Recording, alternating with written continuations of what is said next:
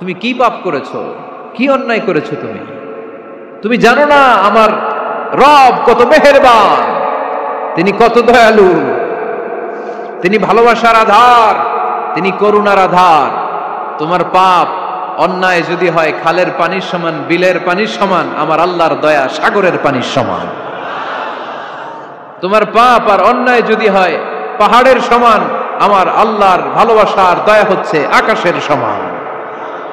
তুমি যদি তওবার মতো তওবা করতে পারো, ক্ষমার মতো ক্ষমা চাইতে পারো, চোখের পানি ছেড়ে, চোখের পানির বড় দাম, চোখের পানির মধ্যে বিশাল কারিশমা, এটা আল্লাহ খুব পছন্দ করে। 2 ফোঁটা পানি আল্লাহ পছন্দ করে। এক, জেহাদের ময়দানে শহীদের গা বেয়ে ঝরে পড়া রক্তের ফোঁটা।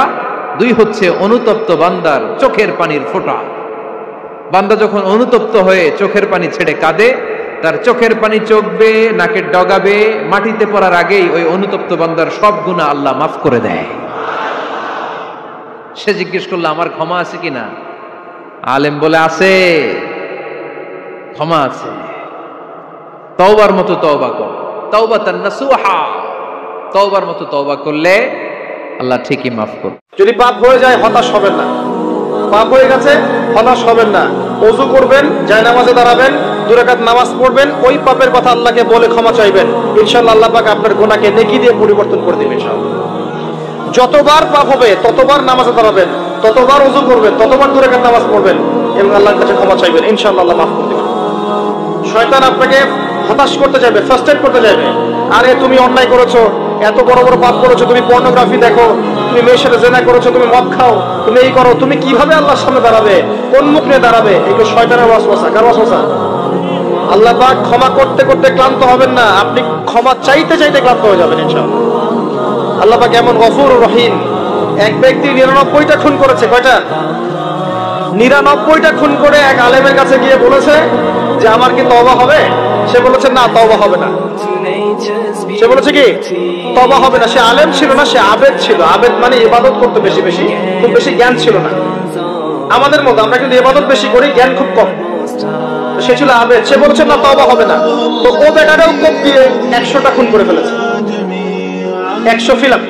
এবার সে চিন্তা করছে যে আমি কি করব। আরেকজন আলেমের কাছে গিয়ে বলছে আমি 100টা খুন করেছি, তওবা হবে?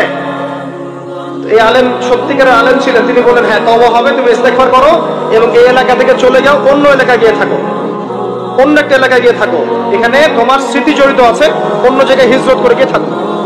তো সে ব্যক্তি চলে গেল, যাওয়ার পথে তার মৃত্যু হয়ে গেছে। আল্লাহ পাকের ফেরেশতা চলে এসেছে, আযাবের ফেরেশতা এবং জান্নাতের ফেরেশতা, তারা নিজেদের মধ্যে এখন তর্ক করছে কে রূহটা নেবে, আত্মাটা কে নেবে। ওই যে রূহ কাকে বলে, সায়েন্সকে জিজ্ঞাসা করেন, সায়েন্সের প্যান্ট খারাপ হয়ে যাবে, রূহ কাকে বলে যদি দেখি। এখন আল্লাহ পাক এই বান্দাকে মাফ করতে চাচ্ছেন, তিনি কি করলেন? আল্লাহ পাক কৌশল করলেন। তিনি বললেন জমিনটা মেপে দেখো, ফেরেশতারা তোমরা জমিন মেপে দেখো, সে যেখান থেকে বের হয়েছে সেখানকার দূরত্ব বেশি না যেখানে যাচ্ছিল ওখানকার দূরত্ব বেশি। এবার আল্লাহ পাক জমিনকে আদেশ করলেন এই জমিন তুমি লম্বা হয়ে যাও। জমিন আল্লাহর আদেশ শোনে না? এই পাহাড় আল্লাহর আদেশ শোনে না? শোনে।